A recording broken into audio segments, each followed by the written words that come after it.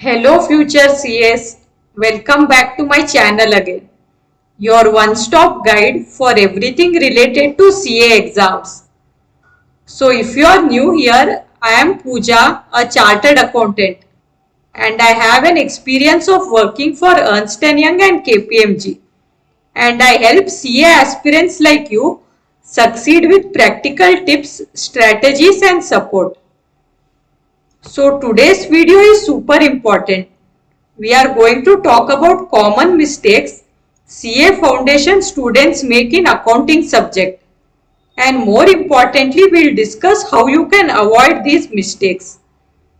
So actually, these mistakes were observed in the answer sheets by the ICAI experts.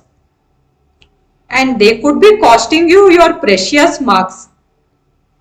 So if you are preparing for the upcoming exams, make sure you watch till the end. I'll also be sharing examples and tips to help you secure every mark you deserve. So guys, if you are new to my channel, I request you all to subscribe and hit the bell icon below so that you can get notified whenever I post new videos. So guys, when you visit my channel in the playlist section, you can see there is a separate playlist for CA Foundation exams. So here you will find different videos regarding different types of study plan, subject specific guidance, etc. And there is also a playlist for business law. So here I have made videos on how to present answers for business law, both for case scenario based question as well as direct theory question. And then there is also a playlist for CA Foundation Business Law, Indian Regulatory Framework recorded lecture. And there is another playlist for CA Foundation 1.5 day revision plan. So in this, for all the 4 subjects, you can see as to how you can revise in 1.5 day. That is, after each exam, there will be 1.5 days time, right? So if you want to know how to revise in those 1.5 day, you can watch this playlist. Apart from that, there is also a playlist as CA GPT for students. So in this I have made video where I have shown how you can use CA GPT, that is the different techniques in which you can use CA GPT for preparing for your exams. So please visit my channel and do watch the videos in this playlist and make the most out of it. So the first error noticed was lack of in-depth conceptual understanding. So let's start with the most fundamental issue, that is lack of conceptual clarity. So it was often seen that students try to memorize formats and journal entries. But when the question twists the format slightly, panic sets in. For example, a student might know how to pass journal entry for depreciation. But if the question includes provision for depreciation with disposal of asset midway, they go blank. So here I have 2 tips for you. So don't just learn what to do.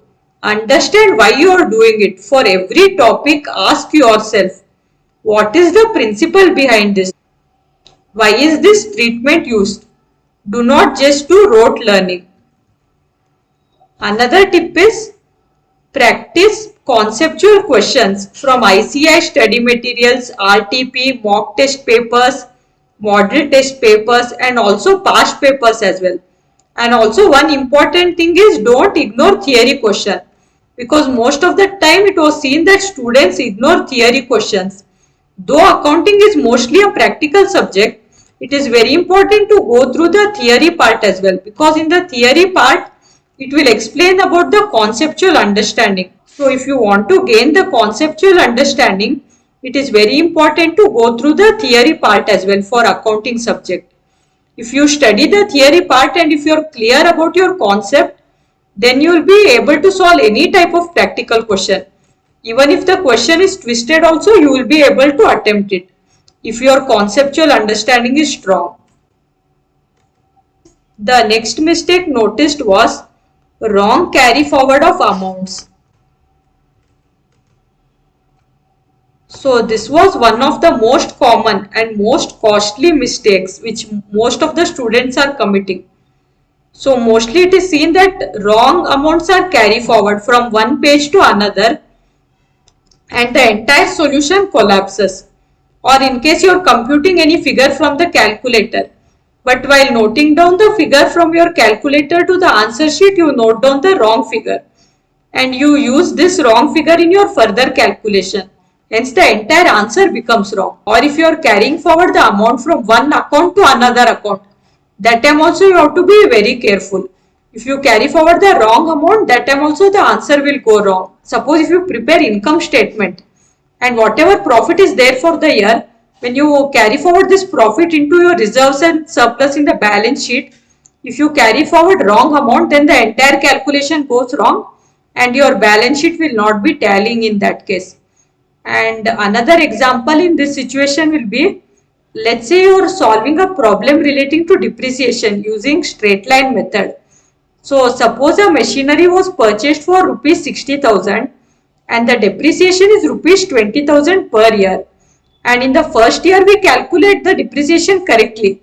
But instead of carrying forward 40,000, that is 60,000 minus 20,000 depreciation is equal to 40,000. Instead of carrying forward 40,000, we carry the year-end value as 45,000. So this error can cost us a lot of mark because the next year value will be completely wrong. This one small error in the carry forward affects all subsequent calculation and leads to loss of marks even though the depreciation amount was right. That's why it's so important to double check figures before carrying them forward to the next step.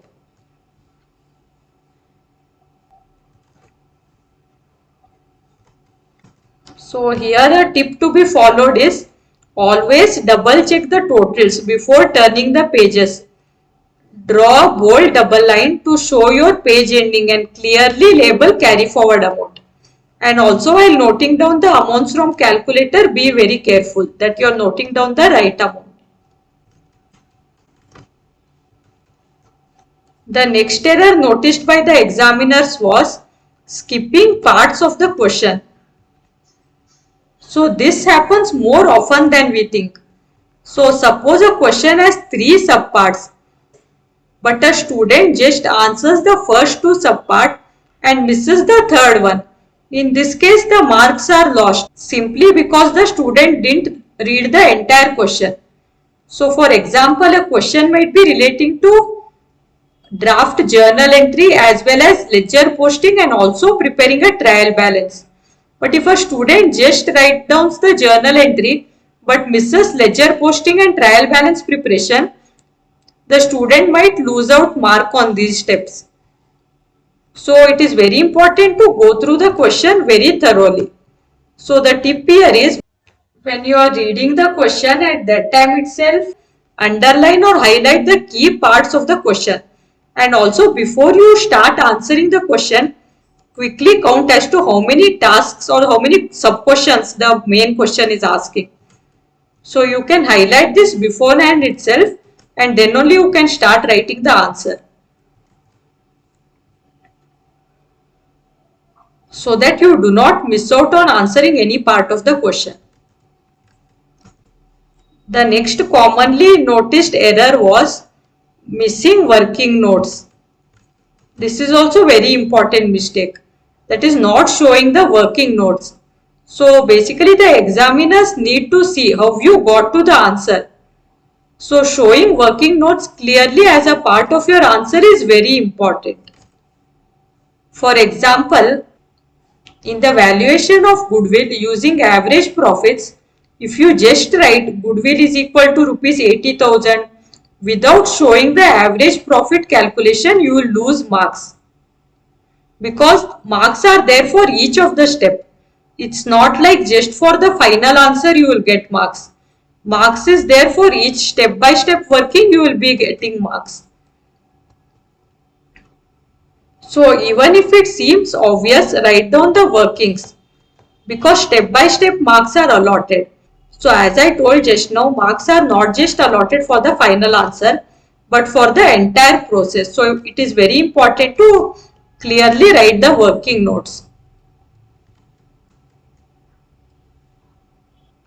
The next commonly committed error as noticed by the examiner was not mentioning assumptions as a part of your answer. So accounting questions sometimes leave room for interpretation. If you don't state your assumptions, the examiner can't understand why you chose a certain treatment.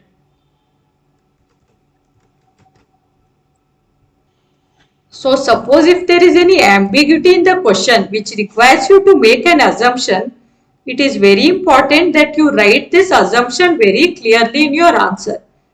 Now for example, let's say a question states that a machinery was purchased on July 1st and it asks you to calculate depreciation for the year, but it doesn't clearly mention whether depreciation should be charged for the full year or only from the date of purchase. So now it might happen that some student might assume full year depreciation and some others might take it for 9 months only. So if you assume full year depreciation, it is very important to mention this in your assumption. So you can mention something like assuming depreciation is charged for the full year irrespective of the purchase date. So you have to mention this clearly as a part of your answer. Otherwise the examiner may think your answer is incorrect. So even if your answer is technically right, because the examiner will not be able to understand as to what assumption you have taken in your answer. So clearly stating your assumptions helps the examiner understand your approach and it avoids unnecessary loss of marks. So one tip here is when in doubt, make your assumptions clear and justify it as a part of your notes.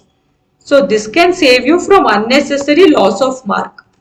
So whenever there is any ambiguity in the question and if you are making any assumption, do not forget to write this as a part of your answer.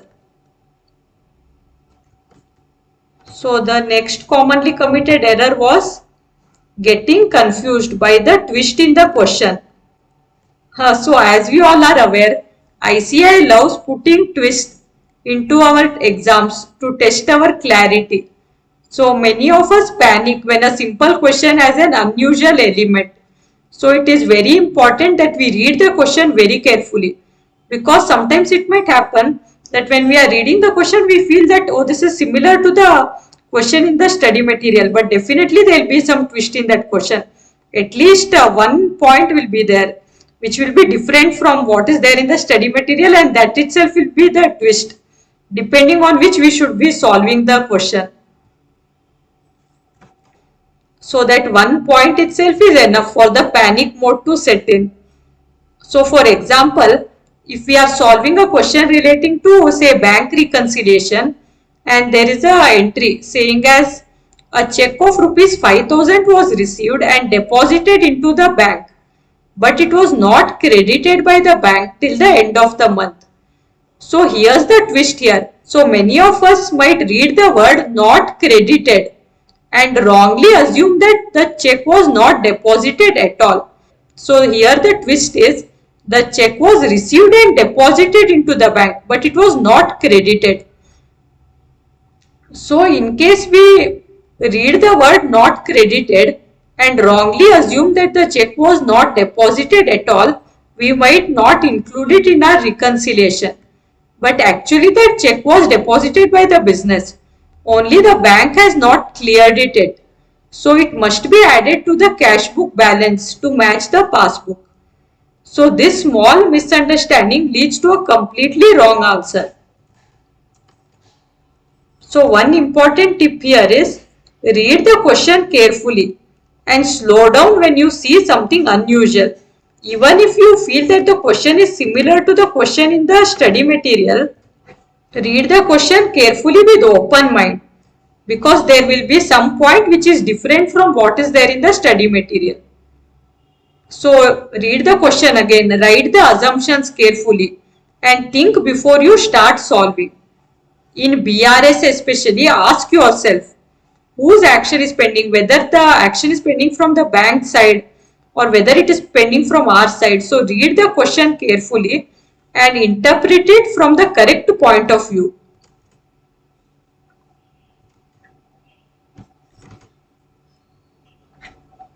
So the next most common error noticed was writing too much for small questions.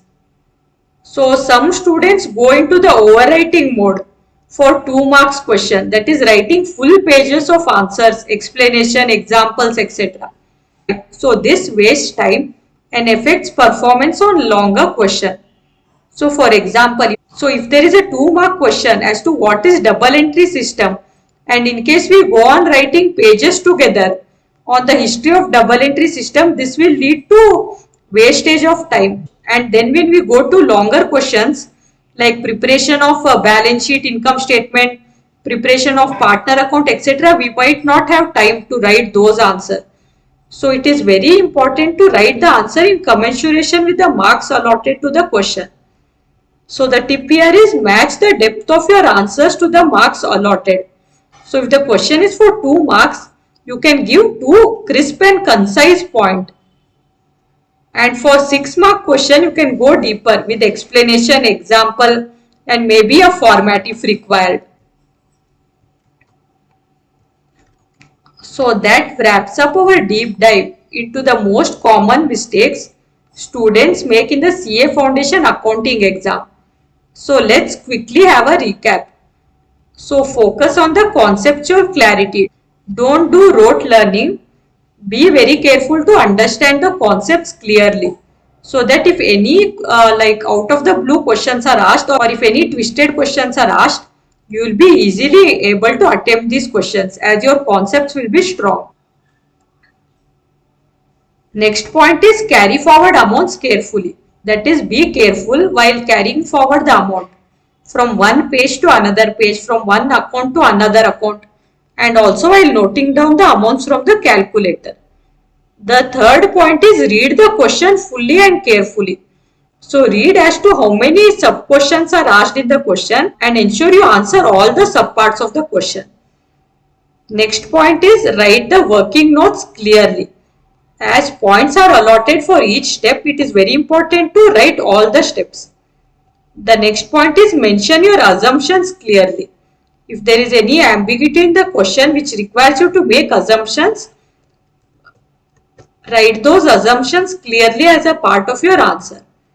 Next tip is don't panic with twists. So definitely there will be some twist in the question most of the time. So read the questions carefully and do not panic. And the last tip is don't overwrite small answers. So write as per the marks the question carries. Do not write extra for 2 mark question. So guys, if you found this video helpful, make sure you like this video, subscribe to the channel and hit the bell icon so you never miss out on any future tips. Also let me know in the comments which mistakes have you made before. All the best for your preparation, and remember, smart work beats hard work whenever you are in the exam hall. So keep practicing, stay consistent, and I will see you all in the next video.